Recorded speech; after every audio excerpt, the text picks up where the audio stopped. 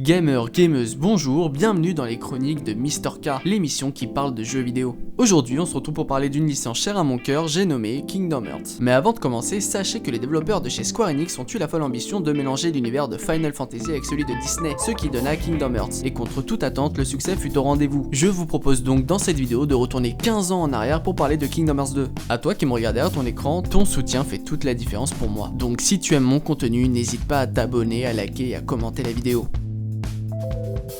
Suite au succès de la licence, un troisième épisode verra le jour en France sur PlayStation 2 en 2006, sous le nom de Kingdom Hearts 2, soit un an après la sortie initiale au Japon de Kingdom Hearts 2 Remix, une version avec du contenu supplémentaire. Aujourd'hui, on peut retrouver ces versions dans des compilations sorties sur PlayStation 3 et PlayStation 4. Après une cinématique grandiose retraçant les aventures de Sora et ses amis, on débute l'histoire avec l'énigmatique Roxas, un jeune garçon profitant de ses vacances avec sa bande d'amis qui découvrira malgré lui qu'il est le détenteur d'une Keyblade. On va donc incarner ce personnage un peu moins de 2 heures, et malheureusement 80% du temps, on s'ennuie, la faute à un tuto bien trop long à base de cache-cache et mini-jeux en tout genre. Cependant, le reste du temps, on peut dire que les développeurs ont mis le paquet dès le début avec des combats intenses et des chorégraphies à couper le souffle. Une philosophie qui perdurera toute l'aventure, un vrai coup de maître. Malheureusement pour Roxas, à peine on commence à s'amuser et à réellement s'attacher à lui que son aventure se termine pour rendre sa place au héros que l'on connaît déjà, Sora, accompagné bien évidemment de ses deux fidèles acolytes, Donald et Dingo. Finalement, l'histoire de Roxas et Axel, qui est intimement liée à lui, resteront floues jusqu'à la sortie de Kingdom Hearts 358, qui retrace la vie de Roxas depuis son arrivée dans l'organisation 13 jusqu'au début de Kingdom Hearts 2. C'est d'ailleurs pour moi le meilleur background de la série. Sora se réveille donc d'un long sommeil et la première chose que l'on remarque c'est qu'il a bien grandi. Il change donc de tenue et clairement celle-ci respire la classe. Alors j'aime toutes ces tenues mais je préfère de loin celle-là. En plus celle-ci lui donne une capacité inédite au jeu, celle de pouvoir manier deux Keyblades simultanément. Au-delà du côté esthétique, cela rend réellement notre héros plus fort. D'ailleurs, contrairement aux épisodes précédents, l'accent est vachement tourné côté action. Sora ayant gagné en maturité et souplesse. On n'a clairement plus affaire au même garçon que dans Kingdom Hearts premier du nom. L'histoire a elle aussi gagné en maturité, et ça fait vraiment plaisir, car la licence se trimballait injustement une réputation de jeu pour enfants que l'on pourrait justifier par la présence de personnages Disney. Cet opus nous proposera de revisiter certains mondes Disney que l'on connaissait déjà, mais aussi des nouveaux très réussis comme celui de La Belle et la Bête, de Mulan ou bien encore celui de Pirates des Caraïbes. Mention spéciale à la rivière intemporelle qui est vraiment trop cool.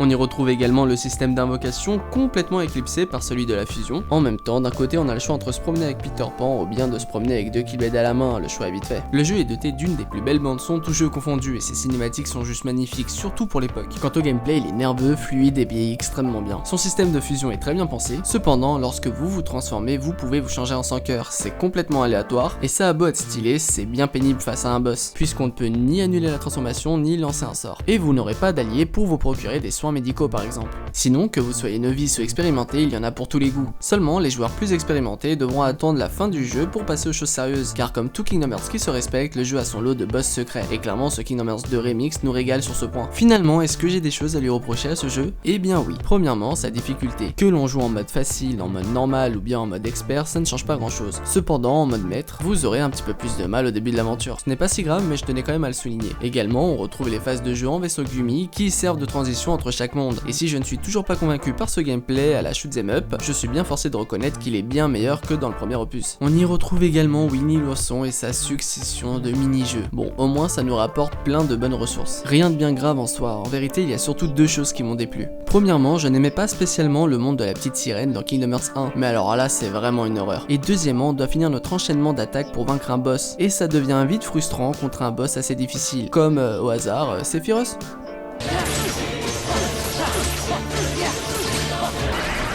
That's enough.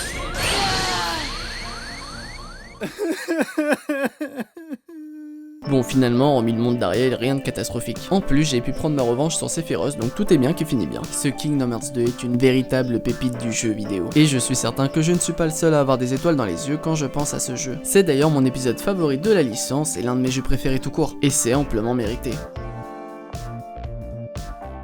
Et bien voilà, on arrive à la fin de cette vidéo. N'hésitez pas à me dire dans les commentaires ce que vous avez pensé de ce Kingdom Hearts 2. Sur ce, si la vidéo vous a plu, n'hésitez pas à liker, à vous abonner et à commenter. On ne le dira jamais assez, mais une voix de plus fait toute la différence.